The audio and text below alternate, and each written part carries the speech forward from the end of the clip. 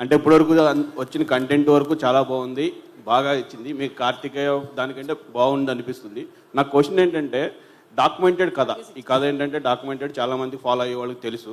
ఈ డాక్యుమెంటెడ్ కథని మీరు స్క్రీన్ ప్లేలో 2.5 గంటలో ఆడియన్స్ని, కామన్ ఆడియన్స్ని కానీ కథ తెలిసిన నాలాంటి వాళ్ళకి కానీ కూర్చోబెట్టుకుని స్క్రీన్ ప్లే మీరు ఛాలెంజెస్ ఏమన్నా చేశారా? ఎలాంటివి ఛాలెంజెస్ అంటే క్లైమాక్స్ కూడా తెలుసు, మన క్లైమాక్స్ కూడా తెలుసు కథకి.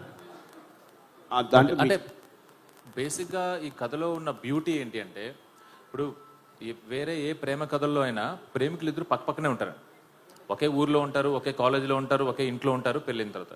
బట్ ఈ కథలో ఉన్న బ్యూటీయే దూరం, ఎడబాటు.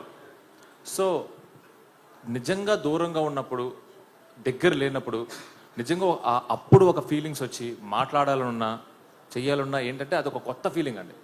ఇప్పుడు మనం ఉన్న ఈ టైంలో ఎవరికైనా ఫోన్ చేస్తే 5 నిమిషాలు ఎత్తకపోతే ఇరిటేట్ అవుతాం, 1-2 గంటలకు 3 గంటలు కూడా రాకపోతే ఏదైనా డేంజర్లో ఉన్నారా అని చెప్పి మనకు ఒక భయం వేస్తుంది.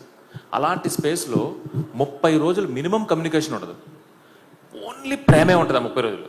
కాన్ఫిడెన్స్. 30 రోజుల తర్వాత మళ్ళీ అతను వచ్చి నాకు ఫోన్ చేస్తాడు, నేను మాట్లాడతాను. 9 నెలల తర్వాత మళ్ళీ వచ్చి నాతో 3 months ఉంటాడు అనే ఒక బ్యూటిఫుల్ ఎమోషన్ ఉందండి సినిమాలో. ఇదే మా సినిమా.